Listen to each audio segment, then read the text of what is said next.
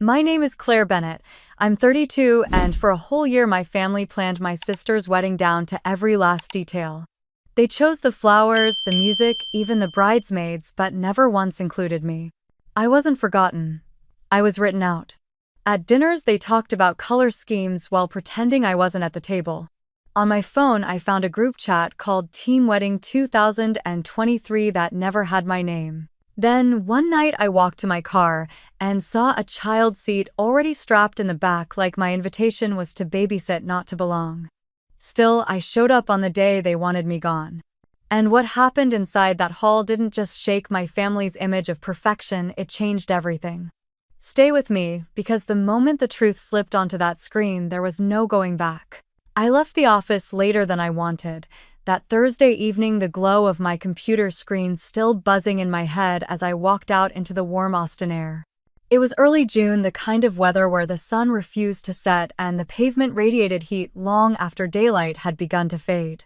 My coworkers were heading out for drinks, but I had the weekly dinner at my parents' house to get to. It had been our family's routine for years, one of those traditions that kept rolling on whether I was in the mood for it or not. The drive across the city was familiar, almost too familiar. I passed South Congress, the blinking crosswalk at South Lamar, the same gas station I used to stop at when I was 19 and rushing home from class. Everything about the route felt like muscle memory. I thought about bringing a dessert, something small to contribute, but decided against it. Lately, it seemed like no matter what I brought, no one really noticed.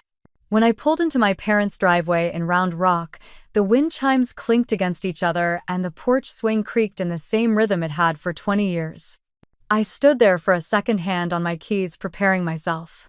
Walking inside was like stepping into a movie I had seen too many times. The television buzzed from the living room where my dad sat in his recliner, eyes split between the baseball game and whoever walked in. The kitchen smelled like fried chicken and onions. My mom's voice bounced from room to room, cheerful but distracted, calling out instructions to whoever would listen.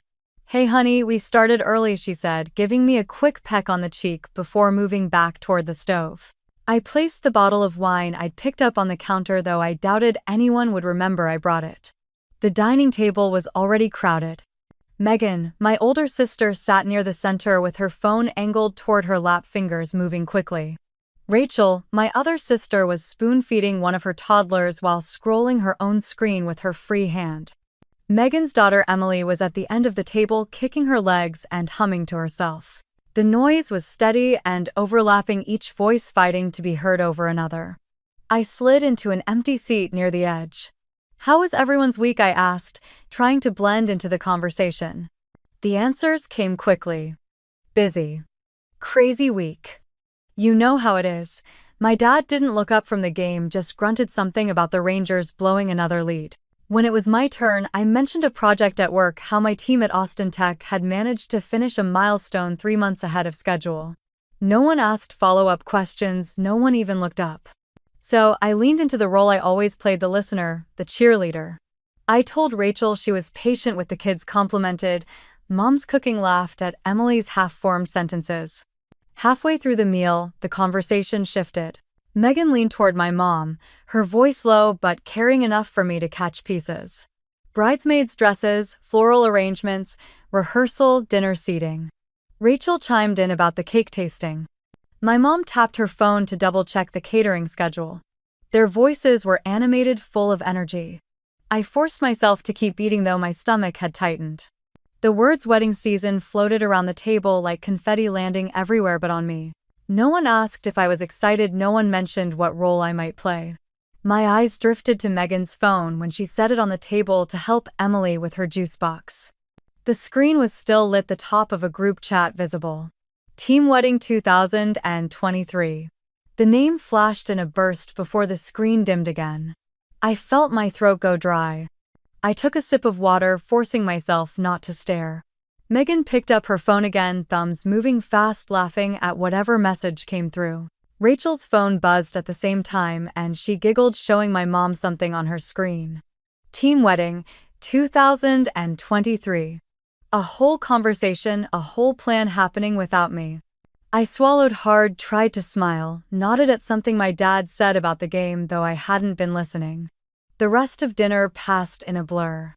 I stacked my plate, offered to help clear the table, but my mom waved me off. "You've had a long day, sweetie. Go home and rest." The drive back felt heavier than the drive there. The streets were dark now, headlights glowing in long streaks across the highway. When I pulled into my apartment complex, the cicadas buzzed so loud it almost drowned out my thoughts. I killed the engine, sat there for a moment staring at the glow of my phone on the passenger seat. I didn't open it. I didn't want to see the silence in the family thread waiting only for emergencies. I got out, grabbed my purse, and walked toward the stairwell. For some reason, I stopped halfway and turned back to the car. A tug in my chest, like I had forgotten something. I opened the back door. That was when I saw it. A toddler car seat strapped in tight, the harness neatly buckled. My breath caught in my throat. It wasn't mine. I had never owned one. I stood there in the quiet parking lot, the cicadas humming like a soundtrack I never asked for. My hand brushed the plastic buckle, and the reality hit me all at once. They hadn't forgotten me. They had already assigned me. Babysitter, caretaker, the reliable one. Not a guest, not family to celebrate, just someone to keep things running smoothly while they posed for pictures and clinked glasses. I closed the door softly and leaned against the car, staring up at the night sky. The air was thick, the heat still rising from the pavement. My chest felt tight, but not from surprise. From confirmation. I was never meant to be at that wedding. I was meant to stay behind, invisible, useful only when needed. I walked back to my apartment without turning around again. The door shut behind me, but the weight of that empty car seat followed me inside louder than anything my family had said at dinner.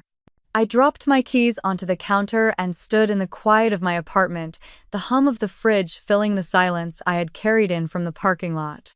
The car seat still pressed against my mind, an image I could not erase. I sat on the edge of my couch, elbows resting on my knees, and let the weight of memory crawl in, memories I usually shoved aside when life was too busy to think about them. I remembered being 9 years old, lying in bed with a fever so strong I could barely lift my head.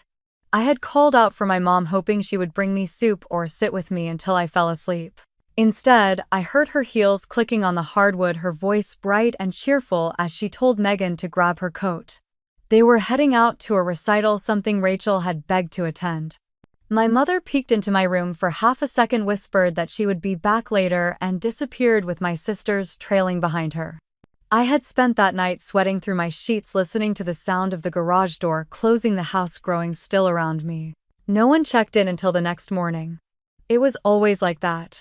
I was never the priority, only the afterthought.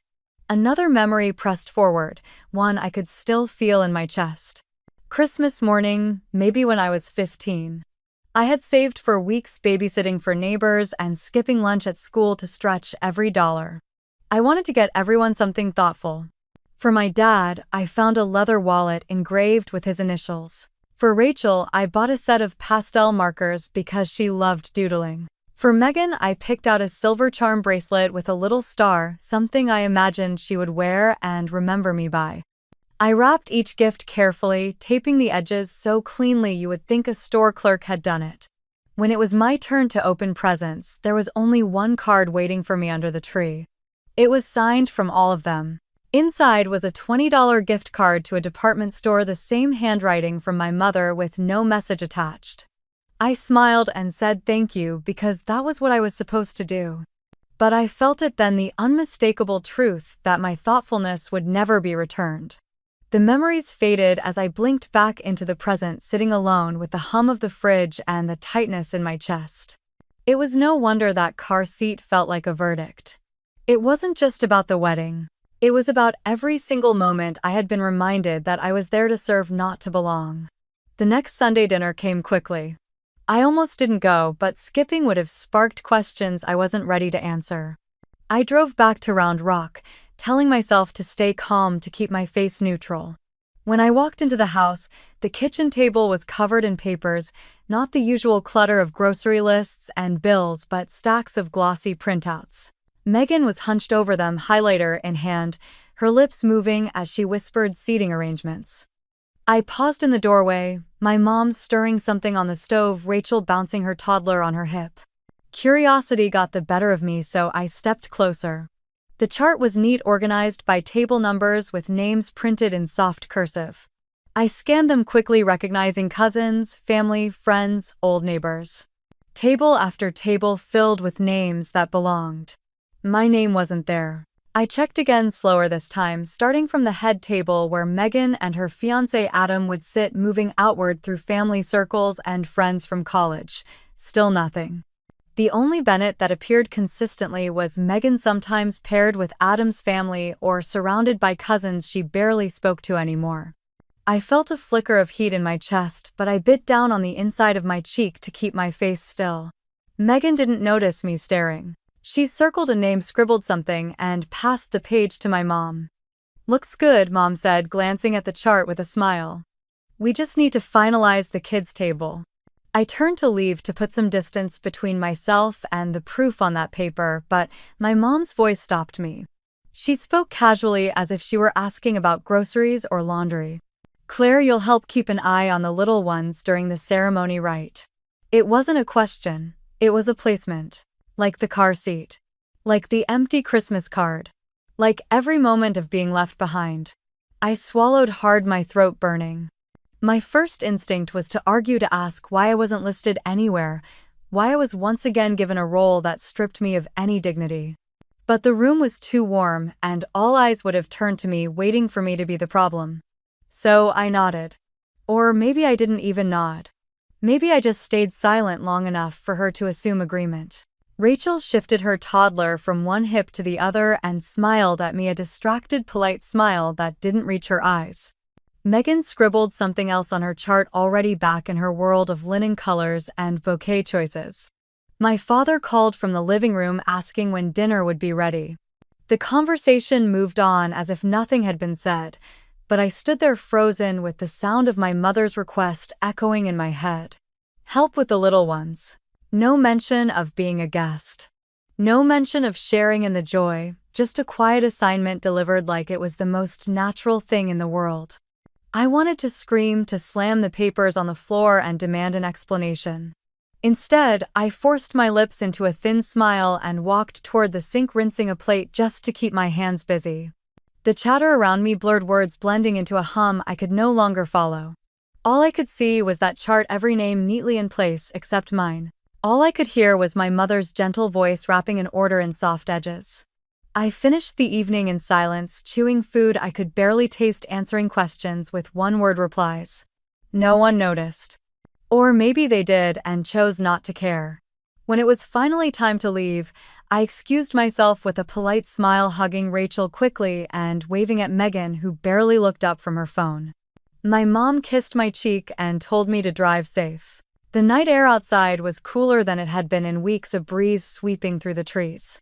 I walked to my car slowly, each step heavy with the knowledge that this was not just about one wedding. This was about the pattern of a lifetime, one that no one else seemed to see but me. I sat in the driver's seat, hands gripping the wheel, and let the silence press in until I could hardly breathe. They had drawn the map of the celebration, and I was nowhere on it.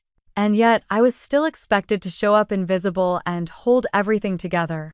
The next weekend, I walked into my parents' house, and the first thing I saw was Rachel twirling in front of the hallway mirror, a long garment bag unzipped halfway down. The soft blush fabric spilled out as she pressed it against her body, her smile wide and unashamed. Mom clapped her hands together, eyes lighting up. "That's beautiful, Rachel. The color suits you so well." Rachel tossed her hair back, still admiring her reflection. "I know, right? It just came in yesterday." Megan picked out the shade. "All the bridesmaids are wearing this one." I froze in the doorway, my hand still holding my car keys. Bridesmaids. The word landed like a stone in my chest. Rachel wasn't just showing off a new dress. She was showing off her place in a lineup I hadn't even been considered for. I stepped closer, my voice quieter than I meant it to be. "All the bridesmaids." Rachel glanced at me, her smile twitching into something sharper. "Yeah. Megan's college friends, a couple cousins, me of course. Even Jenna from Dad's side is flying in." "Can you believe?" she agreed. Jenna. A cousin we hadn't seen in almost 10 years, living across the country. Somehow she belonged more than I did. I tried to mask the sting, but Rachel's eyes narrowed as if she saw it anyway. She let out a little laugh. Claire, you wouldn't look right in blush pink. Too washed out on you. Honestly, you'd hate the photos. My mom gave a polite chuckle, not disagreeing, just smoothing it over like always.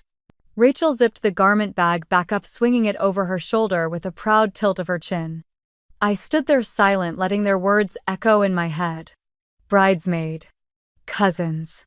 College friends. Everyone but me. The truth was, I had been there when Megan first met Ethan. She was nervous, stumbling over her words at a barbecue one summer in Austin. I was the one who told her she looked fine, that she just needed to breathe and laugh at his jokes. I was the one who stayed up with her the night she couldn't decide what to wear on their second date, pulling dresses from her closet until she settled on the blue one. I had listened when she called me in tears after their first fight, reminding her that if she wanted the relationship to work, she had to say how she felt instead of slamming doors. I was part of the foundation of this relationship, even if no one else remembered. And now, standing in that house filled with plans and fabrics and laughter, I realized my role had been quietly erased.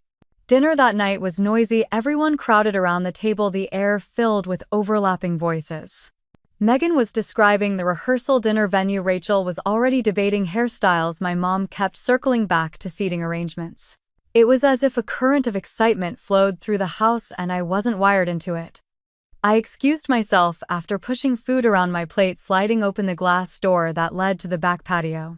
The warm evening air wrapped around me, cicadas buzzing in the distance. I leaned against the railing, looking out over the yard where we used to play tag as kids, where I once fell and scraped my knee so badly I cried until Dad carried me inside. From the other side of the door, their voices carried easily.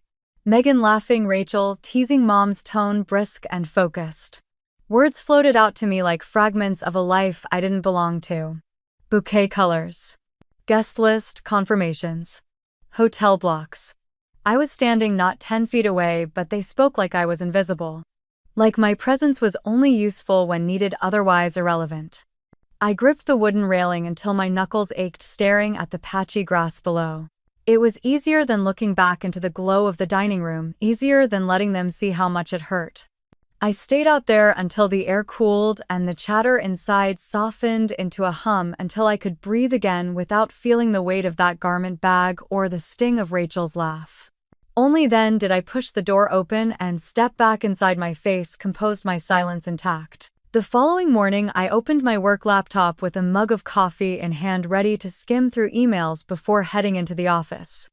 Most were the usual updates from clients and project managers, but one subject line froze me in place. Contribution to wedding fund. It was from Rachel. I clicked it open, my pulse already quickening. The message was short and efficient, written as if it were a group memo. Each of us needs to chip in $200 toward the wedding fund so we can cover final vendor payments. Thanks in advance. Love, Rachel.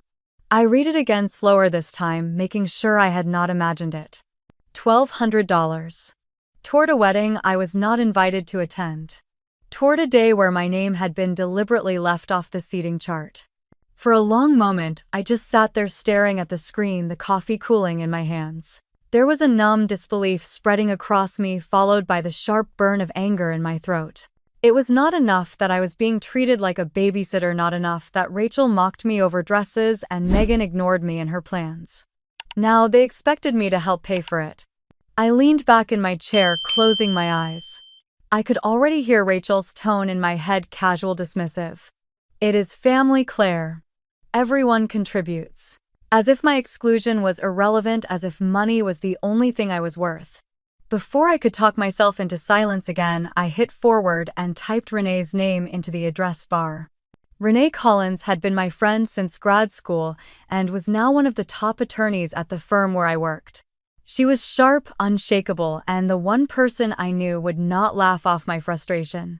Her reply came less than 15 minutes later, short but firm. You are under no obligation to contribute to costs for an event you are not attending. Do not let them pressure you. If necessary, I will respond directly. I exhaled, feeling the tightness in my chest ease a little. Knowing Renee was in my corner mattered more than I could put into words. She had been there through my breakups, my career changes, and now apparently she was going to be there through my family's wedding circus. Still, my fingers hovered over the keyboard debating. Ignoring Rachel's email would only bring more messages, more guilt-tripping. I could already imagine Mom calling voice sugary on the surface guilt-laced beneath. If I stayed silent, the pressure would grow. So I started typing careful and measured. Thank you for including me, Rachel. I am not on the guest list for the wedding, so I will not be contributing to the shared expenses. I wish you all the best in final preparations. Then I added one more detail. I copied Renee into the thread.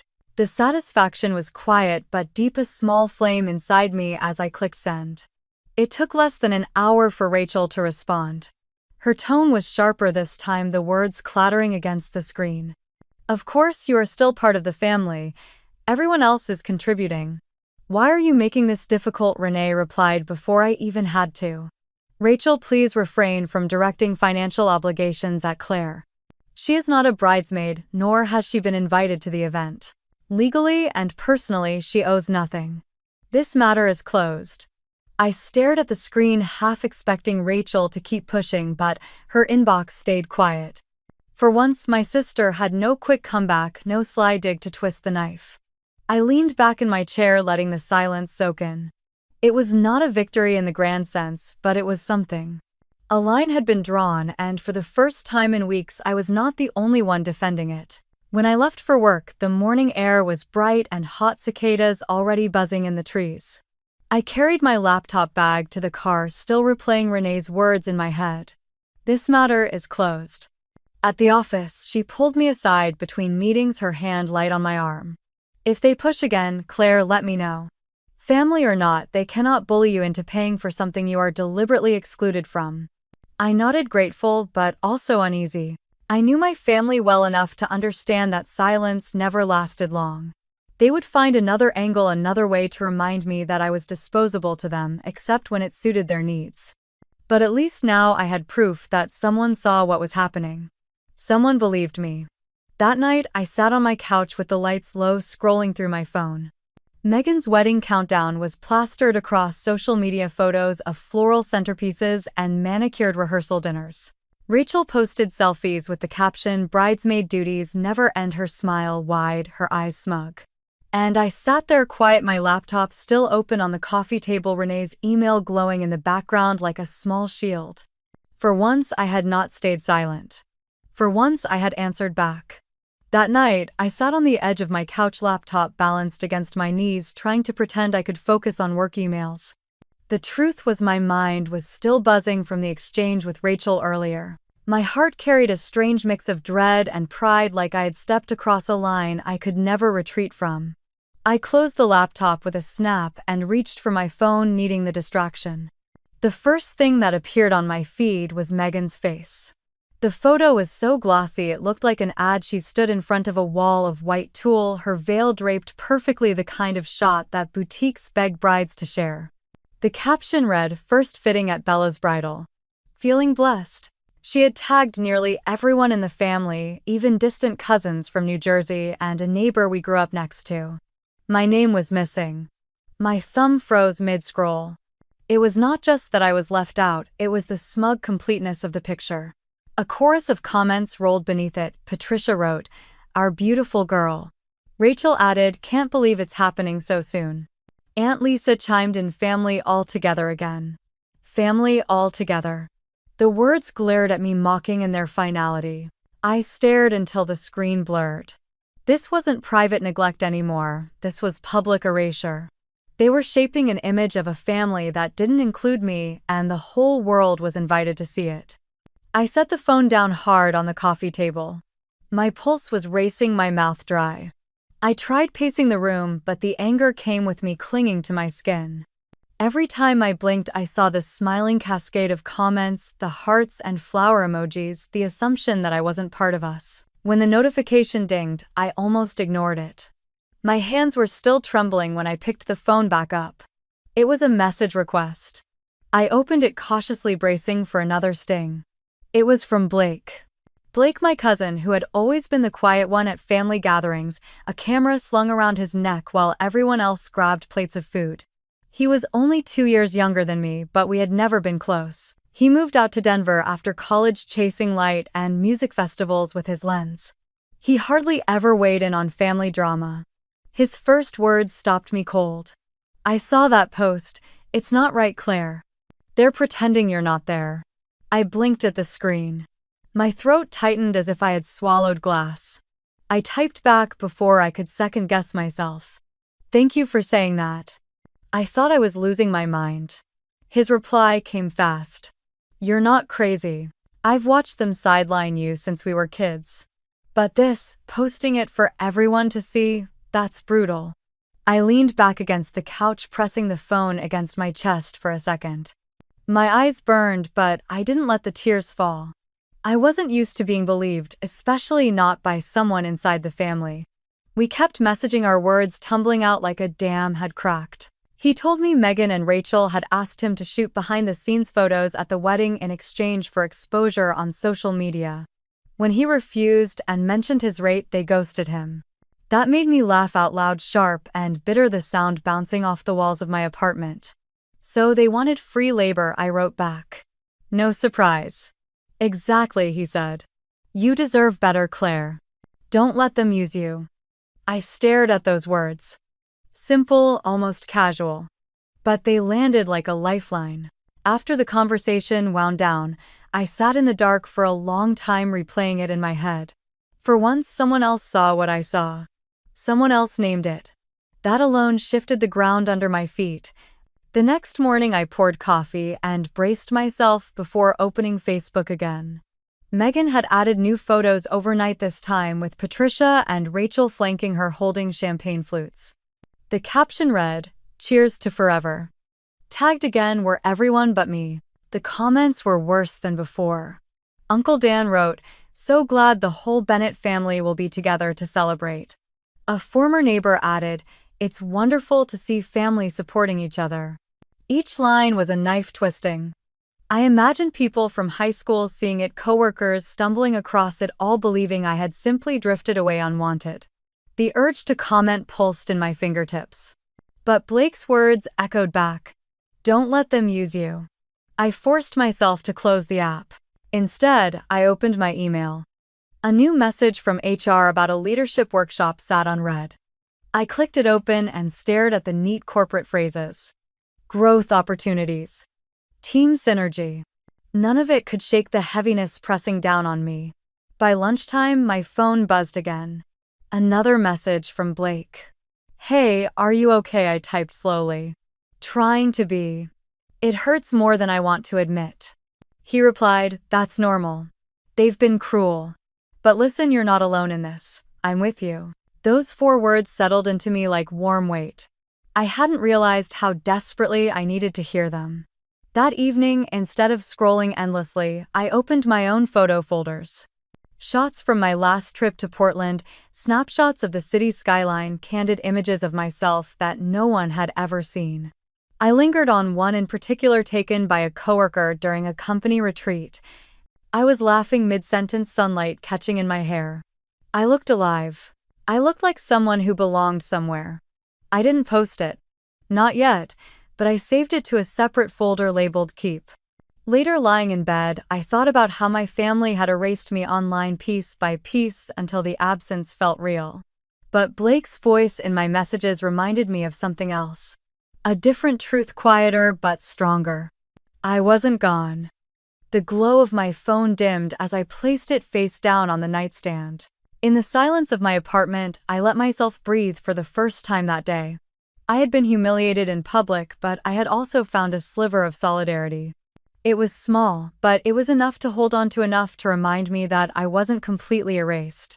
I woke the next morning with the kind of heaviness that makes you want to pull the covers over your head and stay hidden, but instead I opened my laptop and sent an email to my manager requesting 3 days of vacation time. I did not bother with an explanation. A few minutes later, the approval came back quick and unbothered, and I felt the first small thread of freedom loosen around my chest. By noon, I had packed a small duffel, tossed it in the trunk of my car, and pointed myself south toward the hill country. The city skyline of Austin faded behind me as the roads opened up into stretches of oak trees and limestone hills. The further I drove, the lighter I felt, as if every mile put more distance between me and the suffocating chatter of wedding preparations. 2 hours later, I pulled into Wimberley. The little cabin I had rented sat tucked among cedar trees, its porch facing a slope that spilled into a dry creek bed. It smelled faintly of pine and wildflowers, and the silence pressed down like a blanket, steady and comforting. No buzzing notifications, no raised voices, no Rachel's sharp laugh, no Megan's curated captions. Just quiet. Inside the cabin was simple. A queen bed with a handmade quilt, shelves lined with novels worn from use, and a tiny kitchen with a French press sitting neatly on the counter. I set my bag down, opened the windows, and let the air roll in.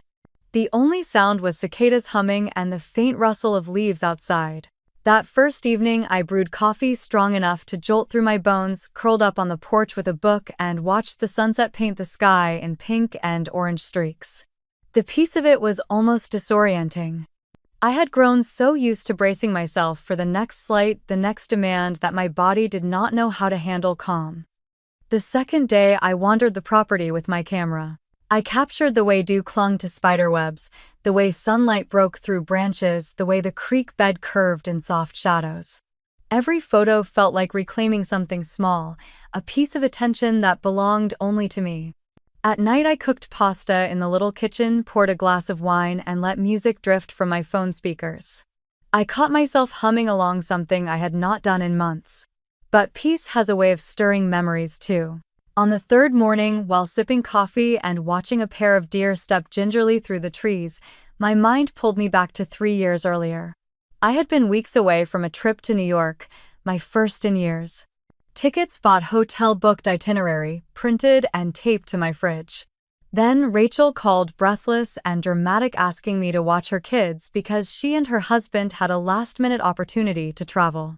I had canceled everything, eating the cost, convincing myself it was the right thing to do for family. The bitterness of that memory clung to me more sharply than the coffee. I realized with a start that not once had anyone in my family apologized for it.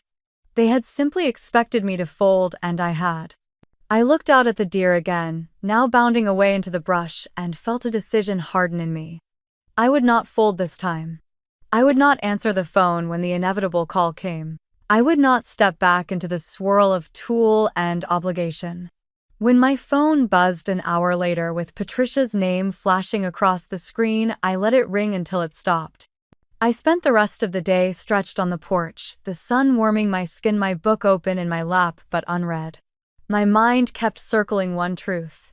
I had given up so many pieces of myself for them, and still they had erased me. Now, finally, I had to choose myself. As evening fell, the sky turned velvet and the stars blinked awake. I wrapped myself in the quilt from the bed and sat outside until the chill bit through. The quiet was no longer strange. It felt earned. When I finally crawled under the covers that night, I did not check my phone. I did not brace for another jab or another reminder of my absence. I closed my eyes, knowing that for the first time in a long time I had set a boundary I would not step back from. The cabin was still, and the world outside hushed. My last thought before sleep was simple, steady, and resolute. I was not going back. The morning light in the hill country was softer than I was used to, a pale gold that crept through the curtains and coaxed me awake before my alarm. I stretched, listening to the quiet.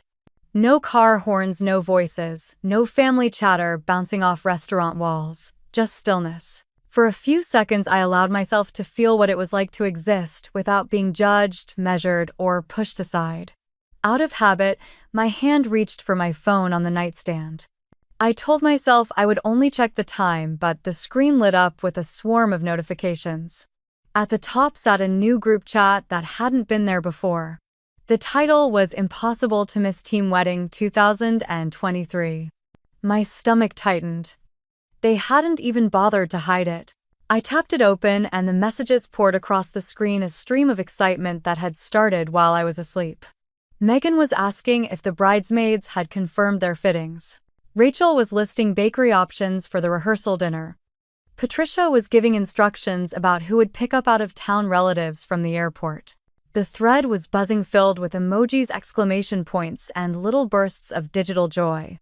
It was like watching a party through glass. I could see it, but I was not part of it. I scrolled further back. The group had apparently been renamed only yesterday. Before that, it was just the family chat, the one we'd had for years. Now it was Team Wedding 2023, a neat dividing line between what belonged to them and what didn't. I was technically still in the group, but it was as if I had been erased while standing in the room. Not once did my name appear in any of the plans. Rachel mentioned ordering extra champagne flutes for the bridal suite. Patricia reminded Megan to bring comfortable shoes for the rehearsal dinner. Even Ethan had chimed in with a photo of cufflinks he was considering. The cousins who hadn't spoken to me in months were suddenly active, throwing in heart emojis and jokes. I scrolled until my thumb ached, hoping foolishly that somewhere my name might slip in. It didn't. Not a single mention. A memory flickered sharp and uninvited. Middle school choir winter recital. I had practiced for weeks, humming the songs under my breath while washing dishes. The night of the performance, I came down with a fever. Patricia stayed home with me for an hour, then left to make sure Megan and Rachel got to their parts on stage. My seat in the choir was left empty, my folder resting untouched on the stand. Even then, I had been the blank space, the gap no one bothered to fill. I stared at my phone now, feeling the same hollowness I had felt at 12 years old, only heavier. It wasn't a fever keeping me out this time. It was deliberate choice. I took a screenshot, then another. I opened a folder on my phone, titled it Proof, and tucked them inside. Some part of me knew they would try to rewrite the story later, pretend they had included me all along, claim I had overreacted. Having evidence, even just a collection of pixels, gave me something solid to hold on to. The chat kept buzzing. Megan posted a selfie in a boutique mirror, lace draped over her shoulders, the caption reading, "Finally found the dress." Hearts and comments exploded underneath. Patricia chimed in about flowers, Rachel about playlist requests. It was relentless, like being pelted with reminders that the celebration was moving forward, thriving without me. The sound of each vibration grated against my nerves. I set the phone down on the counter, walked to the sink, and poured myself a glass of water. But the screen lit up again, insistent, pulling at me like an open wound. I walked back, picked it up, and pressed my thumb against the chat name. The option appeared, mute. My finger hovered over it for a moment, my chest rising and falling. Then I chose mute for 1 full year. The silence that followed was startling. No more buzzing, no more constant tug. I placed the phone face down and listened to the absence of noise. The quiet spread through the cabin like a bomb. But as the relief settled in, another feeling crept close behind: emptiness. The absence of their noise was both freedom and proof of how far I had been pushed out. They didn't need me, didn't even notice I wasn't answering. The family thread had become a stage, and I was not just cut from the play. I wasn't even in the theater anymore. I stepped outside onto the porch, the boards warm under my bare feet. The air smelled of cedar and grass. In the distance, hills rolled gently against the horizon, indifferent to weddings or group chats. A hawk circled overhead, its cry sharp and clean, cutting through everything. I leaned against the railing and watched it glide, letting the steady silence anchor me. For so long, I had equated being near them with being part of something. But what I had been part of was not family. It was obligation, judgment, dismissal. Out here alone, I was beginning to understand the difference. Back inside, I brewed coffee, the cabin filling with the rich, earthy smell. I cradled the mug and sat by the window, staring at the hills as steam curled into the air. My phone lay dark on the counter. For once, I didn't feel the pull to check it. The chatter of Team Wedding 2023 would continue without me. Plans would be made, photos shared, jokes exchanged, but I had drawn a line. I would not sit in silence watching myself disappear. The quiet in Wimberley was not empty. It was mine. And as I sat there sipping coffee, I knew with absolute certainty that stepping out of their circle was not loss. It was survival. The sky over the hills had gone deep indigo, and the cabin windows reflected my own face back at me as I rinsed out my coffee mug. I thought the night would pass quietly, that maybe I could stretch the calm into the morning, but my phone buzzed against the wood counter. Rachel's name lit the screen like a warning flare. I let it ring once, twice. Part of me hoped it would stop, but the vibration kept pulsing through the silence until I finally picked it up. Her voice hit me before I could even say hello. "Claire, I need you to watch the kids tomorrow." It wasn't a question, it was an order. She sounded harried, as if she were talking to a babysitter she had already paid. I leaned against the counter, gripping the edge to keep steady. "You called me at midnight to tell me that, yes, because this is urgent. Megan has enough to worry about, and Mom will be busy greeting people. You're the obvious choice." The words stung not because they were harsh, but because they reduced me to a utility, a spare part. The obvious choice. I could almost hear her shrug when she said it. "I can't, Rachel." Her end went quiet for half a beat before she snapped back. "Can't? What do you mean you can't? Tomorrow is the wedding. It's not about you, Claire. It's about family." I held my breath, then let it out slow. "I have my own plans." Her laugh was sharp, ugly. "What plans could you possibly have that matter more than this? Don't be ridiculous." I stared out the window at the silhouette of the cypress trees unmoving against the silver moon. "My plans are mine," I said, keeping my voice even. "I am not watching your kids." Her anger rose like a tide. "God, you're impossible. This family bends over backward for each other, and you never lift a finger. Do you even hear yourself? Megan deserves better than a sister who can't show up when it counts." I closed my eyes. Her words, once poison, now felt hollow, as if they no longer fit inside me. "I have shown up," I answered softly. "Too many times." She hissed through her teeth. "You're selfish, Claire. Cold. No wonder you don't have anyone of your own. That's why you're always alone." That jab landed, but it didn't destroy me. I thought of years spent cleaning up their messes, rearranging my life to fill their gaps. The times I had canceled vacations, skipped dates, lost sleep, all because they said family comes first. And what had it ever cost them to say the same to me? I spoke carefully, each word deliberate. "I am not selfish. I am finished being used." On the other end of the line, Rachel's breath came harsh and uneven. "You'll regret this," she spat. "When everyone sees tomorrow what kind of sister you are, you'll regret it." Her fury lingered in the silence after I hung up. My hand stayed steady. I set the phone face down on the table, the screen still glowing faintly against the wood. For a while, I just stood there listening to the night outside.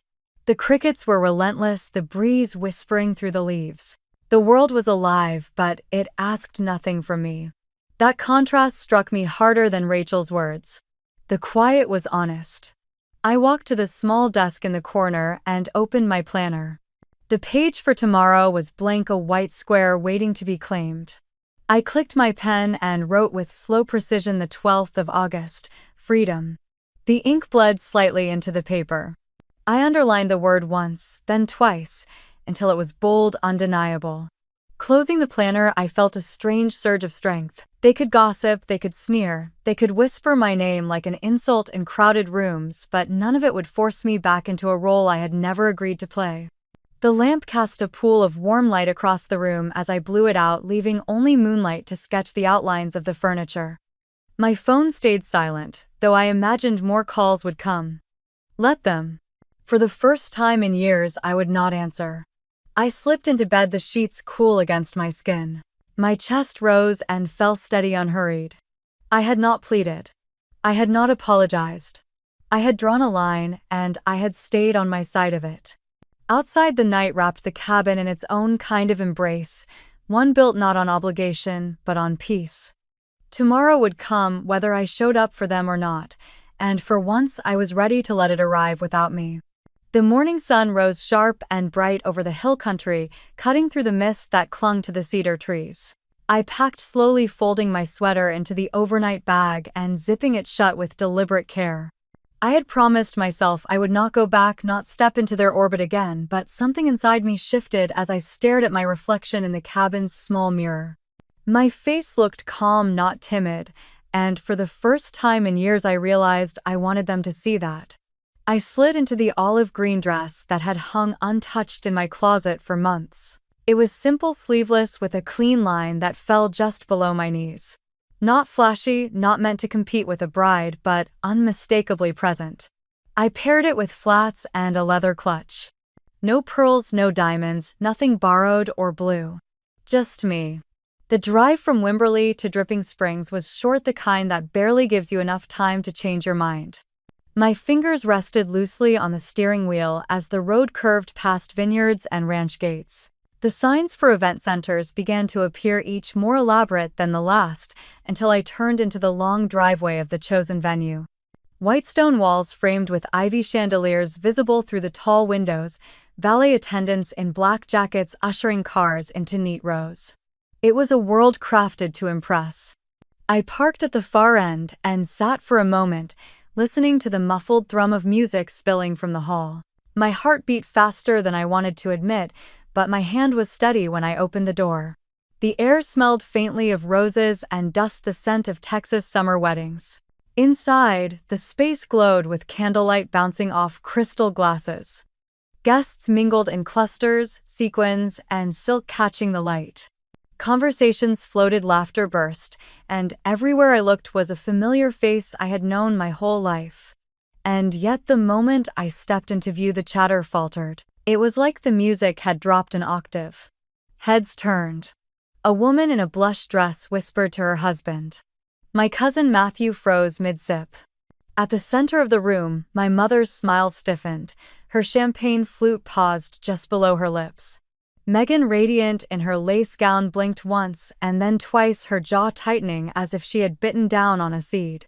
For a heartbeat, no one moved. Then Aunt Linda broke away from the crowd. She was tall and still elegant, at 58, her silver hair pinned neatly at the nape of her neck. Her stride was purposeful, not rushed, but determined, as if she had been waiting for this moment. She wrapped her arms around me before I could say a word. The scent of her perfume, faint lavender, filled the space between us. Her voice was low, meant only for me. You could not be absent from this day, Claire. Whatever else they say, you cannot be erased. I swallowed hard, grateful and startled all at once. My hands tightened around her arms before I let go. Across the room, Megan's eyes darkened. Rachel stood close to her, leaning in to whisper, and both of them looked away, their faces arranged in polite masks for the crowd. My mother recovered her smile and began clapping lightly as if to redirect attention, but the damage was done. People had seen. They had seen me. I kept my posture tall, my steps measured as Linda guided me toward a table near the back. Head swiveled, then shifted away, pretending not to stare.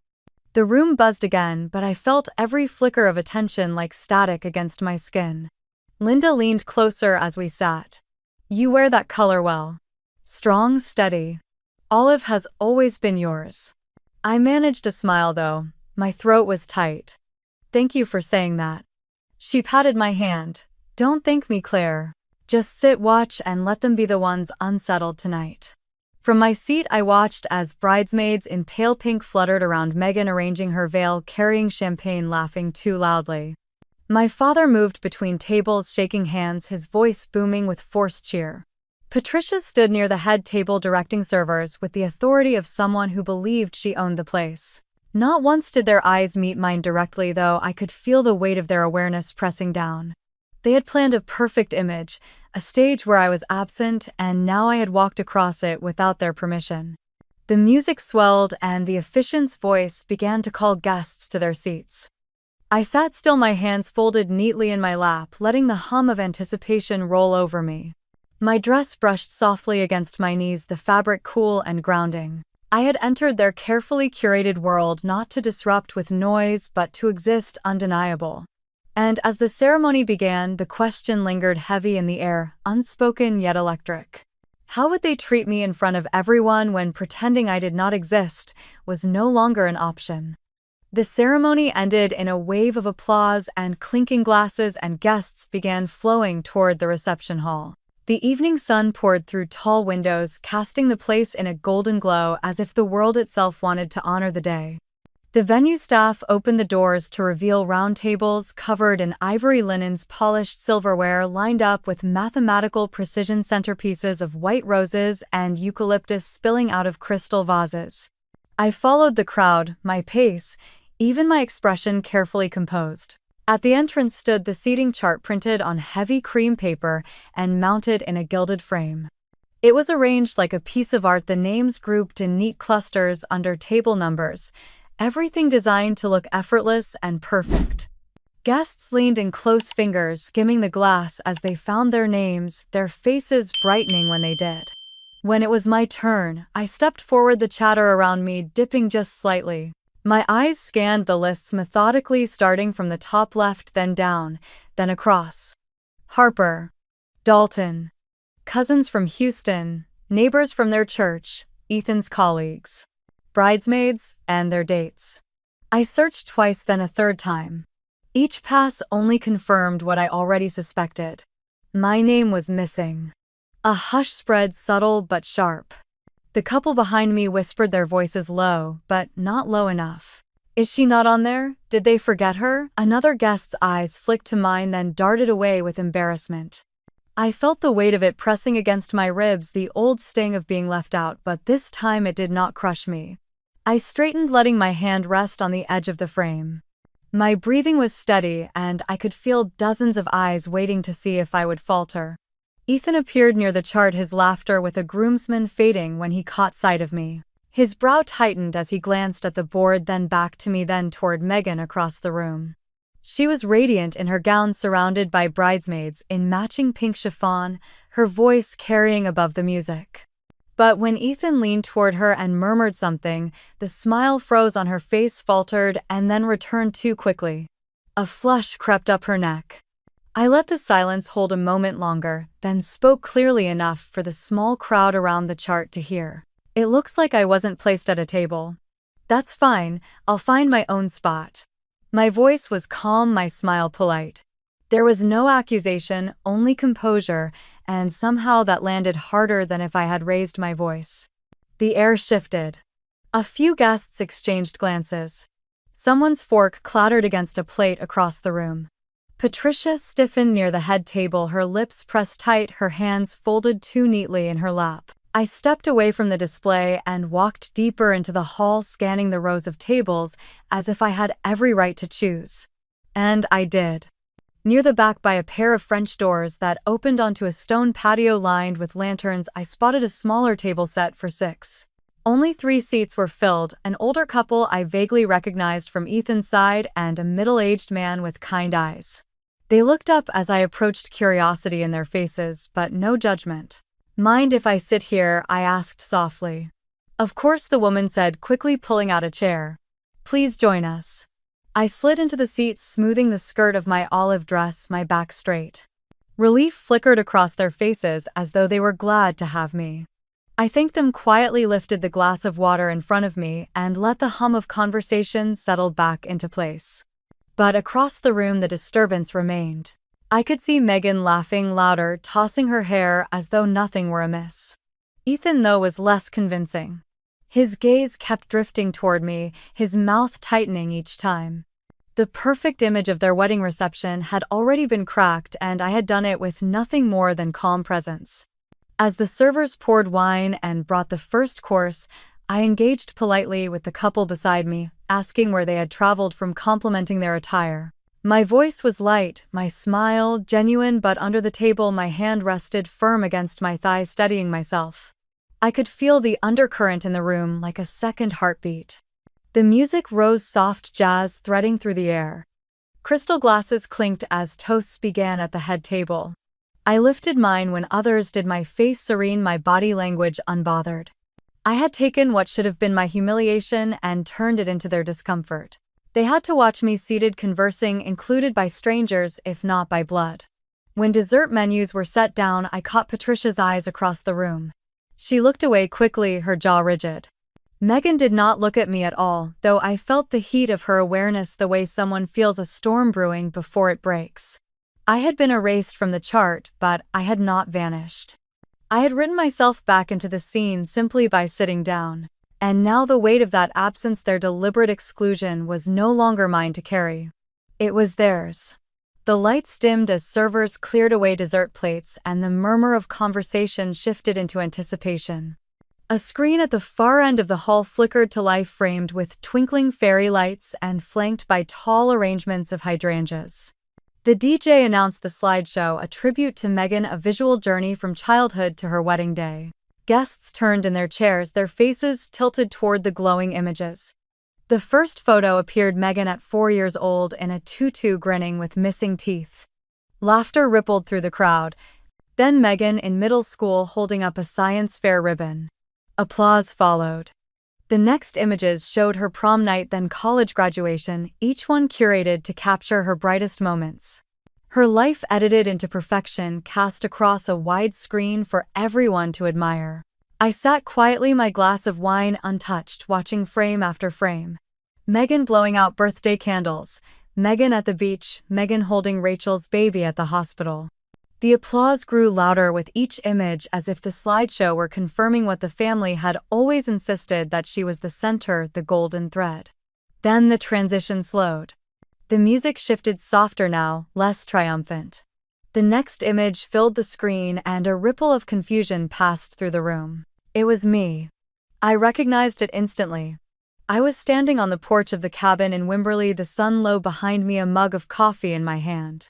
My hair was loose, my dress simple, my face unguarded in a way I had not seen in years. Underneath, a caption glowed in scripted font. "Family isn't complete without everyone." The silence hit like a stone dropped in water. Conversations stuttered, then stopped. I heard a sharp intake of breath from someone near the front. A whisper traveled along the table closest to mine. Meghan's smile collapsed in real time, her cheeks flushed red beneath the chandelier light. Patricia, seated beside her, froze, with her hand half raised to her glass. Her lips parted, but no sound came out. I did not move. My body was still, but my pulse thrummed in my throat. I felt dozens of eyes shift toward me, then away again, as if afraid to linger too long on the one person the family had tried so hard to erase. Across the room, I saw Blake. He was leaning against a column near the back, arms folded loosely across his chest. When my eyes found his, he gave the smallest nod, subtle and steady. It was enough. He had done it. The slideshow moved on, but the rhythm was broken. More pictures of Meghan followed, but the audience was restless now. Murmurs rippled across the room. Someone at the next table whispered, "Isn't that her sister?" Someone else said, "I thought she wasn't here." Each word was a tiny fracture in the polished image Meghan had tried to project. I lifted my glass, finally, not to drink, but to steady my hand and let my eyes drift across the hall. Ethan looked unsettled, his mouth tight, as he glanced between Meghan and Patricia. The bridesmaids whispered urgently, their shoulders pressed close. Meghan tried to laugh again, louder than before, but the sound rang false, hollow against the screen still glowing behind her. Another photo of me flashed briefly, this one, from years ago at a family barbecue.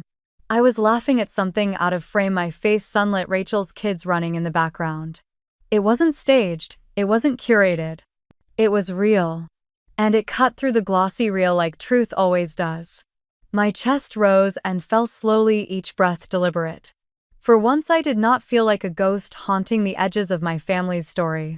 I was visible, undeniable, projected larger than life for everyone to see.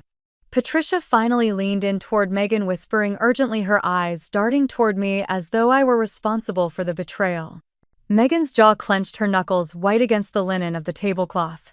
She shot a glare in Blake's direction, but he had already shifted his stance, his face smooth, unreadable.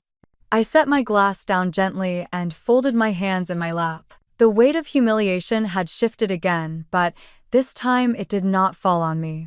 It hung heavy over them, over the ones who had built an image of family that excluded me, only to have that image cracked open in front of 200 guests.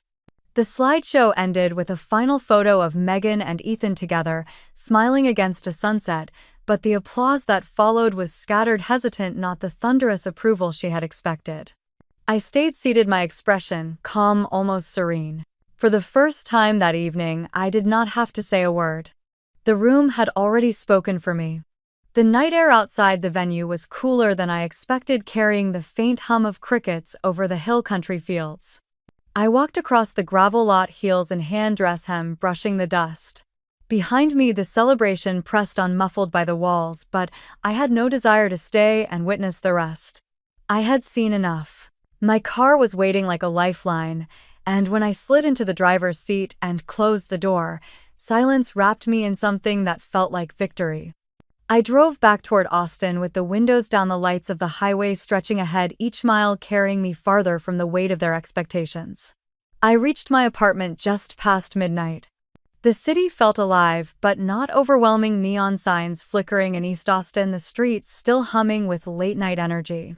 My phone buzzed on the counter when I set down my keys. Dozens of missed calls. Patricia. Rachel. Even a couple from Megan. I turned the screen face down and left it there. I had no interest in hearing what they had to say. Not tonight.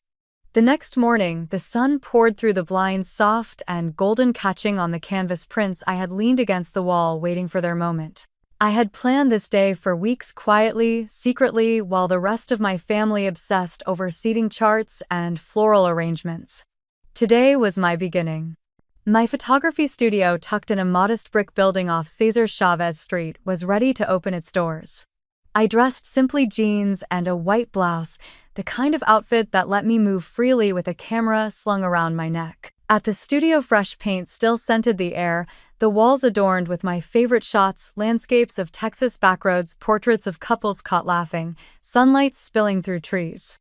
I arranged a small vase of flowers on the reception desk, pale roses with eucalyptus, a gift that had arrived earlier that morning. The card was signed by Renee, my mentor from my first photography job. Her words were brief but powerful. "You did it."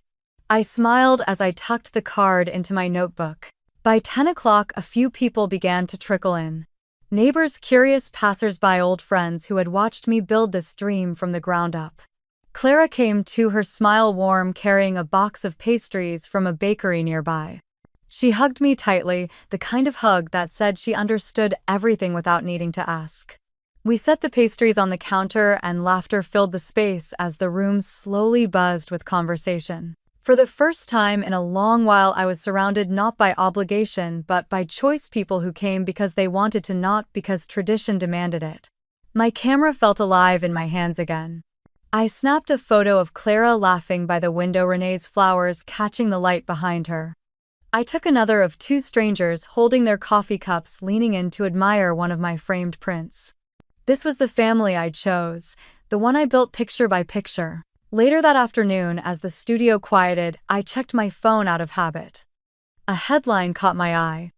Local whispers about Megan's wedding had already begun to circulate.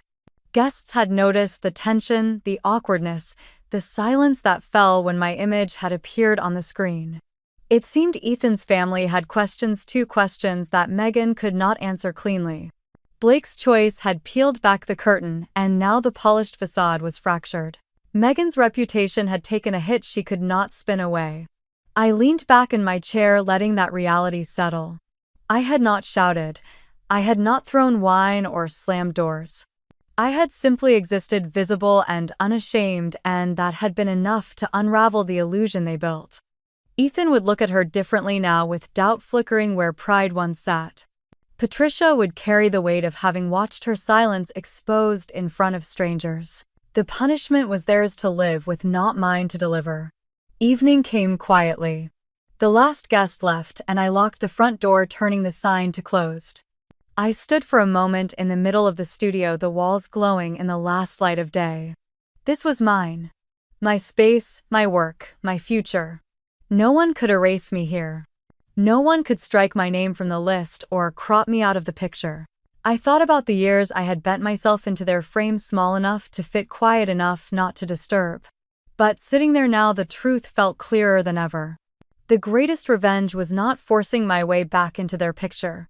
It was building a frame of my own, one so steady, so undeniable that theirs no longer mattered. Sometimes the loudest answer is silence. Sometimes the most lasting defiance is joy. And sometimes the greatest act of survival is walking away to create something that belongs only to you. So, I ask you, have you ever been treated as if you were invisible in your own family?